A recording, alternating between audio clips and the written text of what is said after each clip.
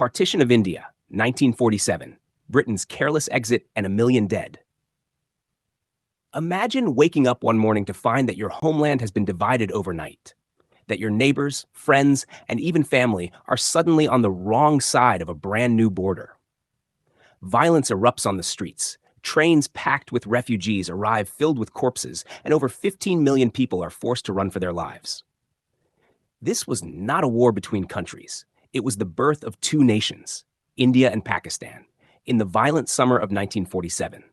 Today, we dive into one of the most painful and chaotic episodes in modern history, the Partition of India, a moment when Britain's rushed and careless withdrawal from its crown jewel led to bloodshed, mass displacement, and a refugee crisis that scarred the subcontinent forever.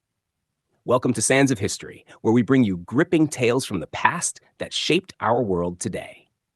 If you enjoy historical deep dives, don't forget to like, share, and subscribe. And check out the links in the description to help us financially support the channel so we can keep producing these stories. The road to partition. By the 1940s, British rule in India was crumbling. After nearly 2 centuries of colonial domination, India was demanding independence. The Indian National Congress, led by figures like Jawaharlal Nehru and Mahatma Gandhi, envisioned a unified, secular India. But the All India Muslim League, led by Muhammad Ali Jinnah, feared that Muslims would become a permanent minority under Hindu-majority rule. Jinnah began calling for a separate Muslim homeland, Pakistan. Tensions simmered through the 1930s and 1940s, fueled by riots, political deadlock, and mutual distrust between Hindus, Muslims, and Sikhs. The British, exhausted after World War II, wanted out, fast. Instead of carefully managing a transition, they rushed the process. In June 1947, British Viceroy Lord Louis Mountbatten announced that Britain would leave by August 15, 1947, barely 2 months away. In this rushed timeframe, a border had to be drawn between the soon-to-be nations of India and Pakistan. And the task of dividing Punjab and Bengal, two of the most diverse and intertwined provinces, fell to Sir Cyril Radcliffe, a British lawyer who had never been to India before. Drawing the Radcliffe line. Radcliffe was given just 5 weeks to draw a boundary dividing roughly 88 million people across Punjab and Bengal, separating Hindu-majority and Muslim-majority areas. But religion wasn't the only factor. Economic, political, and geographic interests tangled the process. Cities, rivers, railways, and farmlands crisscrossed religious lines. How do you split a village, a family, a people?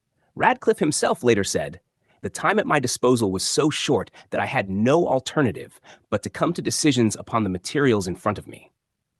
The boundary, later called the Radcliffe Line, was kept secret until just 2 days after independence, meaning people didn't know on which side of the border they'd end up until it was too late.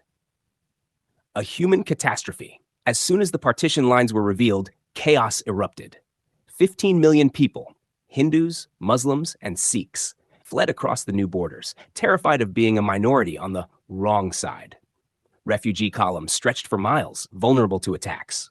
Entire trains packed with refugees arrived at stations filled with dead bodies. Villages were burned, women were abducted or assaulted, and thousands were slaughtered in a frenzy of communal violence. Historians estimate that over 1 million people died in the partition massacres. Talbot and Singh, 2009. Some put the figure even higher, but the true number remains uncertain. The role of the British. Many historians argue that Britain's rushed and careless exit was the match that lit the fire. Lord Mountbatten wanted to leave quickly, partly to avoid blame and partly due to Britain's post-war exhaustion. Urvashi Butalia, author of The Other Side of Silence, writes that partition violence was not an inevitable outcome. It was the product of political failures, hasty decisions, and colonial mismanagement. Even British military leaders at the time refused to deploy troops to manage the refugee flows, saying it was not their problem. As historian Yasmin Khan writes in The Great Partition, partition was delivered with speed and haste, and the human consequences were scarcely considered. Personal stories, pain and loss. Behind the numbers are personal tragedies. Amrita Pritam, a famous Punjabi poet, wrote haunting verses about the pain of partition, especially the atrocities in Punjab.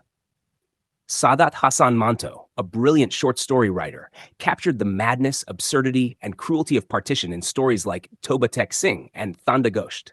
Millions of ordinary people were uprooted, losing homes, lands, family members, and entire communities. Partition didn't just draw a border. It carved wounds that still shape South Asia's politics, identity, and relations today. Legacy and aftermath. The two new nations were born into bitterness and hostility.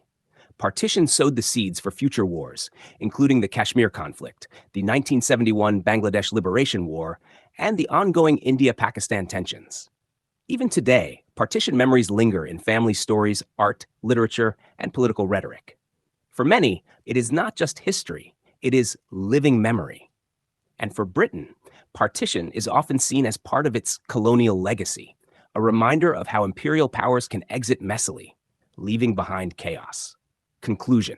The partition of India was one of the largest, bloodiest, and most traumatic mass migrations in human history.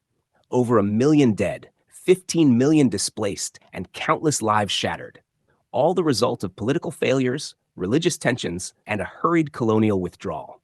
It reminds us that borders are not just lines on a map, they are scars on the lives of real people. Thank you for watching Sands of History, where we explore the events that shaped our world. Don't forget to like, share, and subscribe. And if you want to help us financially, check the links in the description. Your support helps us keep bringing these important stories to light. Until next time, stay curious, stay informed.